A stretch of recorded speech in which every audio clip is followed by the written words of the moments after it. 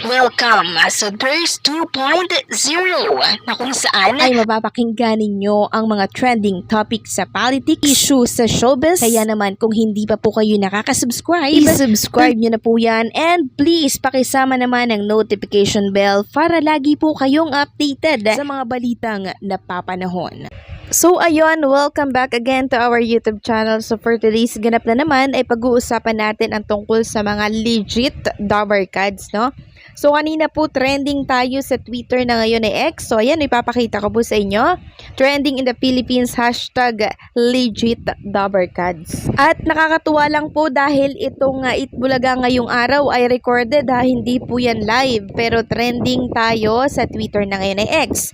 And sa mga nagtatanong naman po kung ilan ang ads count na pumasok sa Itbulaga, I'm happy to announce na tumaas na po ang ads count ng Itbulaga dahil nag-renew na po ang mga bilyonaryong advertisers.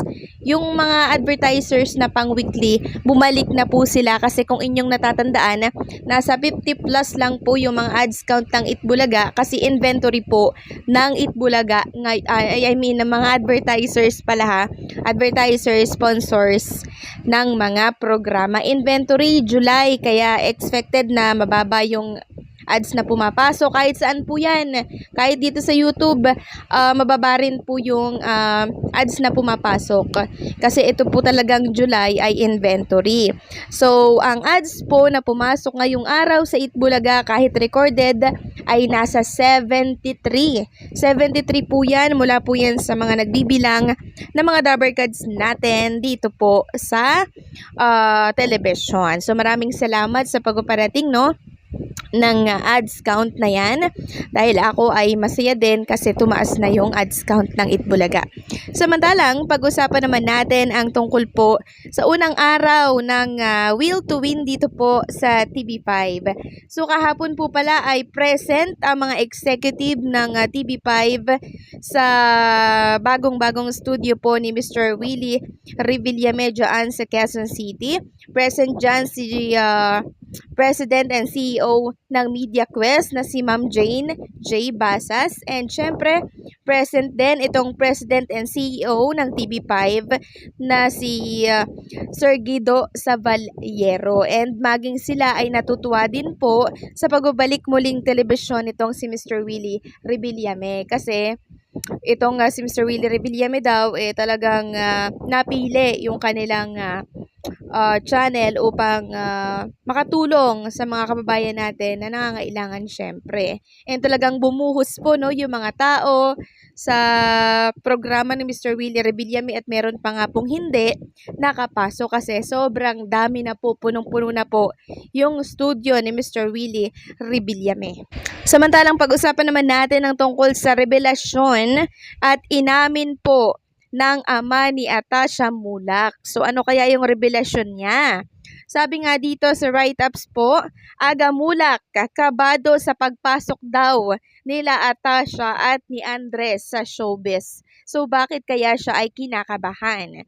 Ang The First Family ang unang sitcom ni Aga Mulak sa TV5 na kasama po ang lahat ng mga miyembro ng kanyang pamilya. Ang asawa niyang si Charlene Gonzalez at kanilang kambal na anak na sina Atasha and Andres. The First Family ang pamagat ng sitcom na mapapanood simula sa Hulyo 21, 2024. First ang apelyido ng pamilya ng mga karakter na ginagampanan ni Aga, Charlene, Andres at Atasha. Marami na ang nangyari sa personal at professional na buhay ni Aga, pero itinuturing nitong isang hindi malilimutang karanasan ang makatrabaho ang kanyang kambal na anak. Yung first time daw po ni Aga, I guess, is really working with the kids. Saad niya sa press con po ng The First Family nitong Lunes, kahapon yan Hulyo 15. So sabi po ni Aga, parati kong sinasabi baka nami-misinterpret lang ng iba ito when I say it's kind of difficult for me in the sense na dati kapag nagtatrabaho ako, parang ito yung mundo ko sa pag-aartista. Ang iniisip ko lang sarili ko kung paano ang gagawin ko, ano yung eksena ko. Ngayon, nahihirapan na daw si Aga Mulak, no? Bakit kaya? Sabi niya, it's harder for me because nandyan na yung pamilya mo na binabantayan mo, pero kaya naman daw nila Atasha Andres at Charlene Gonzalez. Sabi pa dito, ang ibig kong sabihin, masyado na daw siyang protective lang sa mga anak niya. Pagpapatuloy pa ni Aga, hindi lang siguro alam ng mga tao sa pagpasok nila sa industriyang ito, ako ang pinaka masaya.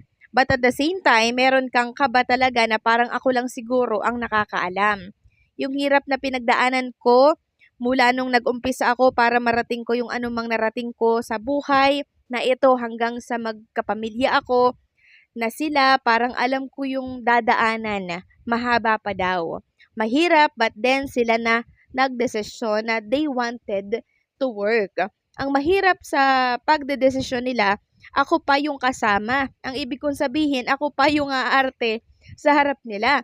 So, ibig sabihin pala, once na si Atasha po, 'di ba, ay may role or may character na gagampanan, kailangan pa pong ni Aga Mulak, kailangan pa niyang arte sa harap ni Atasha Mulak na, ganito yung gagawin mo, umiyak ka, ganyan. So, kasama po pala si Aga Mulak sa mga ganong pagkakataon para po syempre magkaroon ng idea si Atasha or si Andres, 'di ba, sa karakter na gagampanan po nila.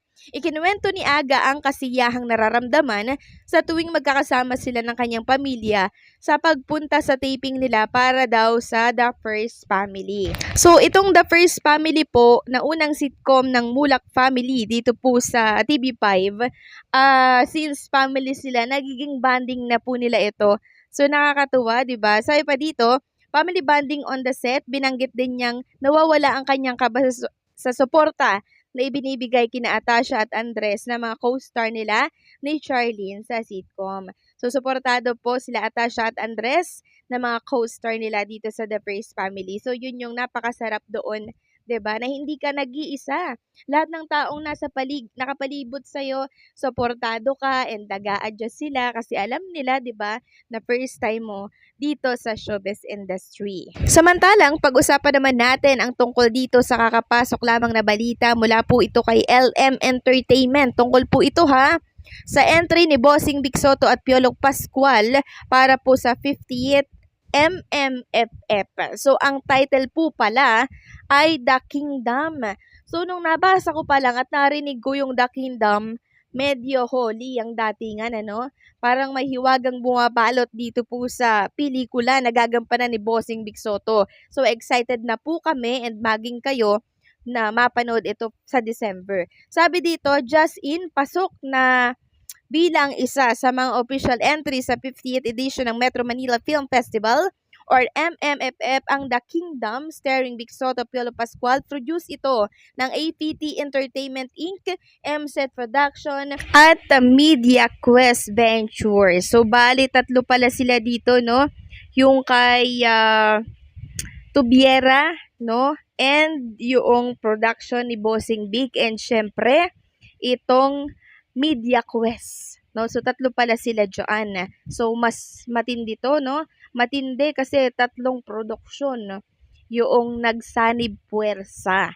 And syempre, kasama rin sa unang 5 entries ang And the Breadwinner Is, na kung saan ay pinagbibidahan naman ni Vice Ganda, Gina Pareño, Eugene Domingo at Maris Racal. Narito ang ilan sa mga nakapasok na entry. Green Bones, Sofia Pablo, Dennis Trillo, Strange Frequencies, Haunted Hospital, Jane De Leon, Enrique Hill, Alexa Miro, MJ Lastimosa, and itong Himala, isang musical cast ay Sil Santos. At meron pa pong 5 entry na i-announce pa lang very soon.